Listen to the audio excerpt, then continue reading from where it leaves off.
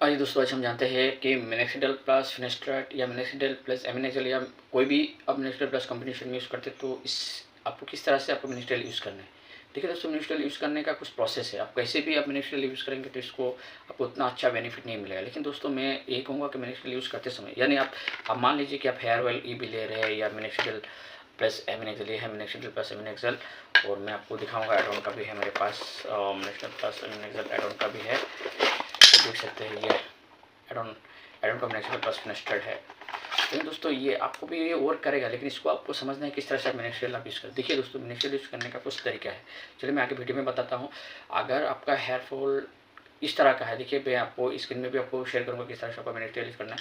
सबसे पहले दोस्तों, आप मिनोक्सिडिल यूज़ करते समय ये आपका बाला यंत्र आपको मिल जाएगा, कहीं आप ऑनलाइन भी खरीद सकते हैं, परचेज कर सकते हैं। कुछ 100 रुपया या 150 रुपया 50 रुपये में आपको मिल जाएगा। इसको आपको जब मिनोक्सिडिल यूज़ करने से 5 मिनट पहले आपको इस तरह से आपको मिनोक्सिडिल आपको ऐसा 5 मिनट करना है। इसके बाद दोस्तों, ये है आपका डोपर 1 ml से ज़्यादा नहीं लेना है। 1 ml आप ये सोचेंगे कि मैं ज़्यादा लगा लूँगा तो मिनोक्सिडिल में अच्छी तरह से वर्क करेगा, ऐसा नहीं है दोस्तों।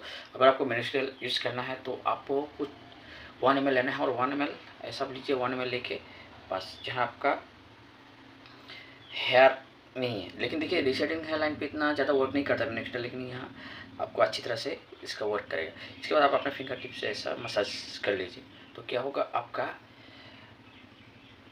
हो गया। ये आपको क्या करना है, ड्राई स्कैल्प में करना है। अगर आप सोचेंगे कि मेरा बाल थोड़ा गीला है मैं कर लूँ, क्या होगा, इससे आपको बेनिफिट बहुत कम हो जाएगा मिनोक्सिडिल का।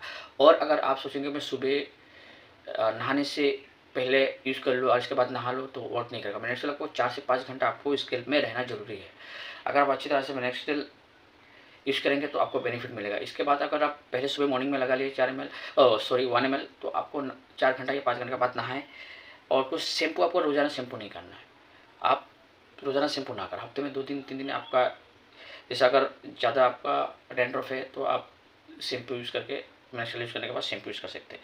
फिर रात को सोने से 1 आध घंटा पहले फिर ऐसा आपको टर्मल ऐसा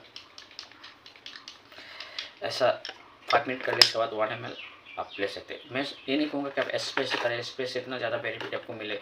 स्प्रे से ज़्यादा नहीं, आप 1 ml ऐसा ड्रॉपर से लीजिए और अच्छी तरह से आपको आँख में नहीं गिरना चाहिए मिनोक्सिडिल। और इसके बाद आप अपनी तरह से साफ अपना सॉप से या साबुन से, अच्छा साबुन से आप अपना हाथ को धो ले। इसके बाद मिनोक्सिडिल पैकेट में बॉक्सिंग करके ऐसा आप अच्छी तरह से बॉक्सिंग करके रख ले। कोई बच्चे के सामने मिनोक्सिडिल यूज़ ना करें, और आप तुरंत सोने ना जाइए, ताकि हमें अगर सर रखेंगे तो मिनोक्सिडिल जो आपने वो किया वो धीरे धीरे आपको बहने लगेगा। इसके लिए 1 आध घंटा पहले ही, सोने से 1 आध घंटा पहले आपको देखेंगे 3 मंथ के अंदर आपको रिजल्ट अच्छी तरह से आपको मिलेगा। और दोस्तों, मैं एक चीज़ कहूँगा, मिनोक्सिडिल लगाने के बाद तुरंत आप बाहर ना जाए, धूप में ना जाए। अगर थोड़ा देर के बाद, अगर जब तक आपको आप सोचेंगे थोड़ा बहुत ड्राई हो चुका है, इसके बाद आप कैप हल्का कैप पहने, इसके बाद आप बाहर जाए। और दोस्तों, मैं एक चीज़ कहूँगा, अगर आपको आँख में गिरा था, तुरंत पानी, अच्छी तरह से पानी मुंह में मार ले, आँख में पानी अच्छी तरह से मार लो, अपना मुंह साफ कर ले। इसके बाद दोस्तों, मैं ये चीज़ कहूँगा, अगर आपको एलर्जी कुछ हो रहा है मिनोक्सिडिल से, बहुत सारे लोगों का एलर्जी होता है, वोमिटिंग होता है, या इसके बाद चक्कर जैसे आने लगता है, ये मिनोक्सिडिल का कुछ साइड इफ़ेक्ट है। लेकिन दोस्तों, अगर आपको कुछ ऐसा प्रॉब्लम ना, डॉक्टर का सलाह लेके मिनोक्सिडिल आप यूज़ करें। बहुत सारे लोगों को एलर्जी है।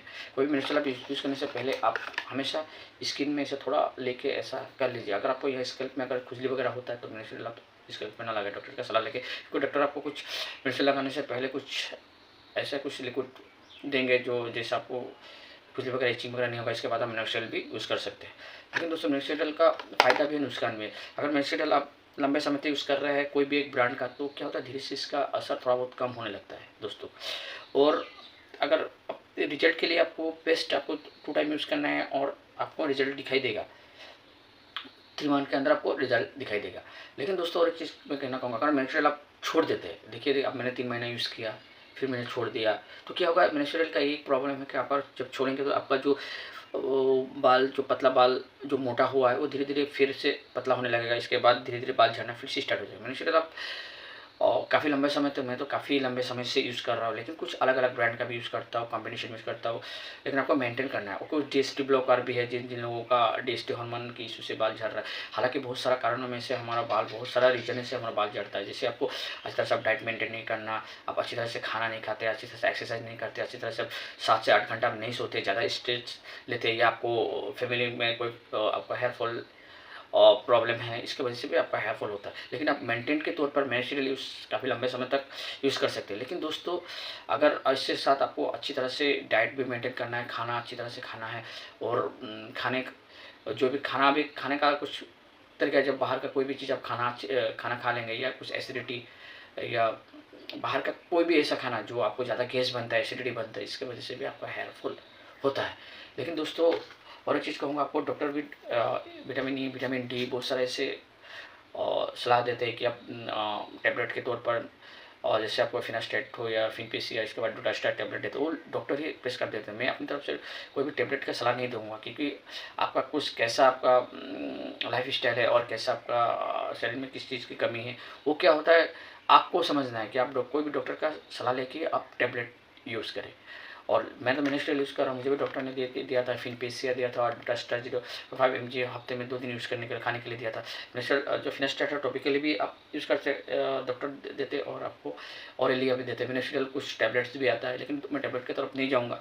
लेकिन कि दोस्तों, मेरा देखिए बाल काफ़ी घना हो चुका है। पहले मेरा बाल बहुत ही झड़ चुका था, देखिए, लेकिन अभी तक दोस्तों यहाँ अभी तक इतना खास रिजल्ट आया नहीं है, आता नहीं है फिर भी। लेकिन मैं अच्छी तरह से इसको ऐसा यूज़ करता हूँ, तो मुझे इसका अच्छा बेनिफिट मिलता है। और आप लोग भी अगर नेचुरल ट्राई करें तो आपका बाल धीरे धीरे घना हो जाएगा, और आगे जा आपके आप मेंटेन भी लंबे समय तक मेंटेन भी कर सकते हैं, और आपका हेयर फॉल रुक जाएगा। दोस्तों, आप ट्राई भी करें मिनोक्सिडिल, और कुछ भी अगर प्रॉब्लम हो तो आप मुझे पूछ सकते हैं। मेरा यूट्यूब चैनल के माध्यम से आप मुझे पूछ सकते हैं। जो भी हो सके, मैं अगर आप लोगों का भी ऐसा हेयर फॉल हो रहा है तो मैं अपनी तरफ से कोशिश करूँगा कुछ आपका भी बचा कुछ जो बाल है वो बच जाए, और आपके हेयर स्टाइल भी बरकरार रहे।